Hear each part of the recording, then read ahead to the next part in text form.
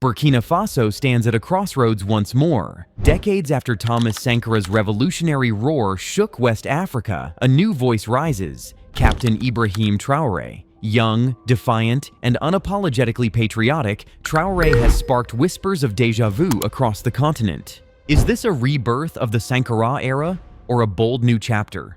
From land reforms to anti-colonial fire, the parallels are undeniable, but so are the challenges.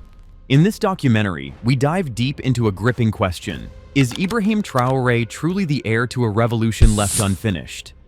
The ghost of Sankara still walks Burkina Faso. In 1983, Thomas Sankara rode into power on a motorbike, guitar slung over his shoulder, and revolution in his heart. Just 33, he didn't wait for permission to change history. He grabbed it by the throat. With bold policies, Sankara nationalized land, empowered women, and slashed government salaries, his own included. The man planted over 10 million trees, banned female genital mutilation, and refused to take a cent from the IMF. Sankara wasn't just leading a country, he was rewriting the idea of African leadership. But that dream was short-lived. In 1987, he was assassinated, his body riddled with bullets, his vision buried in a shallow grave. Yet, Sankara's ghost refused to die. His speeches still echo through classrooms. His image is sprayed on walls from Ouagadougou to Bamako. To the youth, he's more than a martyr, he's a blueprint. And in the aftermath of coups, terror attacks, and broken promises, that blueprint has never felt more alive. Fast forward to 2022, and suddenly, another military officer, this time just 34, steps forward. His name, Captain Ibrahim Traoré, and for many, it was like watching Sankara walk back into the palace. The upright posture, the soldier's simplicity, the talk of dignity, sovereignty, and people-first development. Could it be? Was the revolution being resurrected? The comparisons came instantly, but Traoré knew better than to just mimic Sankara. He wanted to finish what was left undone, and that's where the real story begins. Thousands of Africans across the continent rallied under the unified call of Hands Off the AES to express their solidarity with Burkina Faso and its revolutionary leader, Captain Ibrahim Traoré. Demonstrations were held in Burkina Faso, Ghana, and Liberia, led by grassroots organizations and people's movements. Protesters strongly condemned foreign interference and affirmed their support for the country's resistance against imperialist destabilization. Meanwhile, the alliance is broadening and expanding across the region. Here is our cover report.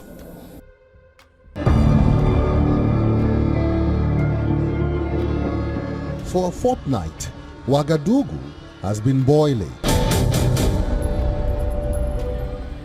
Reason? Burkinabe are tired of how the West, in particular France and America, are mistreating their leader, Captain Ibrahim Traoré. Traoré has been making waves across the continent following a scathing comment made by a US General, Michael Langley, when he appeared before Senate committee hearing on the US Africa call. Youth at the helm. Again, Traoré's meteoric rise. October 2022. As Burkina Faso reeled from terror and despair, one man dared to defy the status quo. Captain Ibrahim Traoré staged a coup not out of greed or glory, but because his people were bleeding. Villages were abandoned, schools burned, markets emptied. Over 40% of the nation was under siege by insurgents. Traoré didn't promise quick fixes, he promised war on dysfunction. And like Sankara, he backed words with action. Just months into his rule, he launched Operation Save the Nation, rallying both military and civilian volunteers to reclaim territories once written off.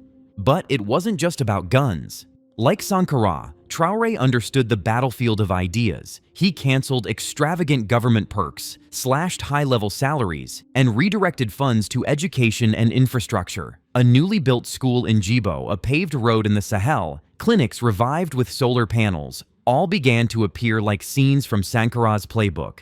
But Traoré wasn't merely echoing history. He was engineering a reboot. Social media lit up with comparisons, memes, even songs hailing him as Sankara's son. But Traoré remained focused. When asked if he modeled himself after Sankara, he said, "I am inspired, but not impersonating." His speeches are stripped of fluff, laser-focused on sovereignty and security. While other African leaders sip champagne at summits, Traoré's seen in fatigues, breaking bread with soldiers at the front lines. The symbolism is powerful. Burkina Faso, once forgotten, was becoming a nation reborn. And for a generation raised on Sankara's legend, Traoré felt like the long-awaited sequel, a story still unfolding, one bold move at a time. Of course, as I said, Africans and Soviet soldiers contributed greatly to freeing the world from Nazism. And if the world had not been freed from Nazism, we don't know what would have happened. Following the events, I saw that Russia alone lost 1 million soldiers on European soil while fighting. Africa also gave. Our ancestors fought hard on the European front, mainly in France, Belgium, and Italy, to free the world from Nazism. So it's a shared history that we have. How did the meeting with the Russian president go? For now, we've only had brief meetings. Soon we will have a longer discussion. It's going very well.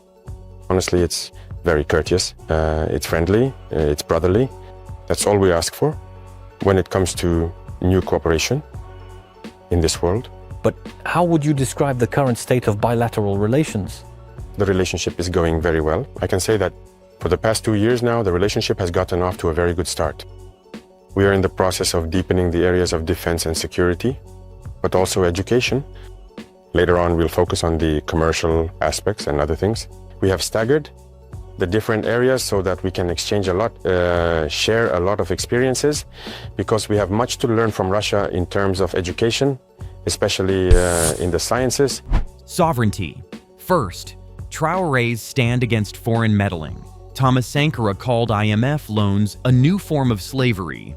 Decades later, Ibrahim Traoré picked up that same sword and swung it with fresh fury. Under his command, Burkina Faso began cutting diplomatic ties that stank of neo-colonial control. French troops ordered to pack up and leave. Foreign NGOs subjected to audits. Contracts signed under murky regimes under review. To outsiders, it looked like chaos. But to Burkinabe patriots, it was clarity. Finally, a leader willing to wrest control back from foreign hands. Traoré's message was loud and clear. No one will develop Africa except Africans. What I know is our own situation. We were at war, and we lived alongside Western troops. We saw things for ourselves and decided to separate from those troops because they don't fit with the fight. On the contrary, their presence amplifies the problem. As for other countries that have also chosen to separate, I won't comment on their reasons. They themselves have already explained why they chose to leave. But afterwards, President Macron said it was he who advised them to find a formula and all that. I can't get into that debate. They know the truth, but... And he didn't stop there. Mining contracts, long criticized for enriching outsiders while leaving locals poor, came under sharp scrutiny. Gold mines, manganese fields, phosphate-rich lands, all reevaluated. For the first time in years, revenues from national resources were redirected toward local infrastructure, water pipelines, farming co-ops, and rural electrification. Sankara had dreamed of this, economic independence free from colonial hangovers. Traoré made it policy. Perhaps his boldest act was joining forces with Mali and Niger to form the Alliance of Sahel States, AES, a coalition refusing to be bullied by foreign entities. This wasn't just about unity, it was about rewriting West Africa's destiny. Traoré's Burkina Faso no longer begs, it builds. Schools rise not with Western grants, but with community labor. Radios echo speeches not in French elite parlance, but in native tongues. It's Sankara's revolution, upgraded.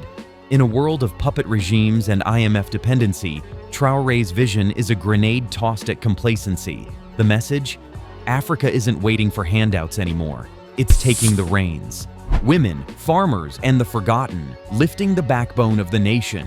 When Thomas Sankara declared, "The revolution cannot triumph without the emancipation of women," he meant every word. He criminalized forced marriages, championed women in government, and urged men to cook and clean. Ibrahim Traoré, decades later, has picked up that mantle and carried it into the trenches. Under his leadership, rural women's cooperatives are springing to life with grants and training in agro-processing, livestock care, and renewable energy use. Female volunteer fighters are being honored for their bravery. For the first time in decades, women in Burkina Faso aren't just part of the story, they're leading it. Traoré also went deep into Sankara's old territory, agrarian reform. He pushed for modern irrigation systems in drought-prone zones, distributed high-yield seed varieties, and reinstated the National Farming Self-Sufficiency Program. Subsidized tractors, improved storage systems, and localized grain banks are now empowering farmers to break free from dependency.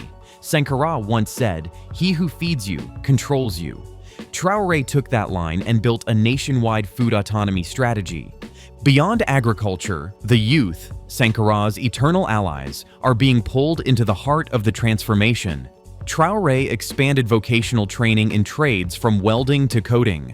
Mobile digital labs now travel to remote villages, teaching teenagers skills that can power micro-enterprises. It's not just policy, it's poetry in action. The poor, the rural, the ignored. These are Traoré's revolutionaries now. They don't wear medals, they plant cassava. They fix solar panels. They raise goats. They are, as Sankara dreamed, the architects of their nation's future. And under Traoré, their hands are finally being trusted to build. The price of revolution, risks, enemies, and the road ahead. But revolutions aren't bedtime stories. They're dangerous. And just like Sankara, Traoré is walking through fire. His purge of corrupt elites has made him enemies. Some whisper of foreign-backed plots. Others fear he may follow Sankara's fate. Security analysts warn that the same shadowy forces that erased Sankara could come hunting again. Traoré knows it too. Every speech is tight, every movement calculated. He travels under heavy guard, yet still finds ways to be among the people. His weekly broadcasts are raw, part strategy, part warning, part reassurance. He isn't a king. He insists he's a servant. But in a region full of strongmen and military vanity, that humility makes him dangerous to the status quo. And then there's the weight of expectation. Traoré is hailed as a savior by many, but heroes have no margin for error. One misstep, one betrayal, and the revolution could collapse. The economy is still fragile. Terror attacks, though reduced, haven't stopped. Critics say Traoré risks isolating the nation. Supporters say he's liberating it. Either way, the stakes are as high as they were in 1987. Only this time, the country knows what it's like to lose a visionary. They won't let it happen again without a fight. Traoré isn't playing politics, he's playing legacy. He knows Sankara died young, but his ideas didn't. And maybe that's the mission now, not to become Sankara 2.0, but to ensure the dream doesn't die twice. From dusty roads to gold-rich hills, from war zones to wheat fields, Burkina Faso is writing a second revolution, and this time, the pen is in Traoré's hands. As Burkina Faso carves its path through turbulent times, one truth echoes loudest. History doesn't repeat itself, but it often rhymes. Ibrahim Traoré walks a tightrope between Sankara's ideals and modern-day realism, facing global scrutiny, internal threats, and the weight of expectation. Will he complete the vision that was silenced too soon? Or will he write a new legacy altogether? One thing is clear, Burkina Faso's story is far from over, and the world is watching. Subscribe for more untold truths and revolutionary journeys that history textbooks never dared to include.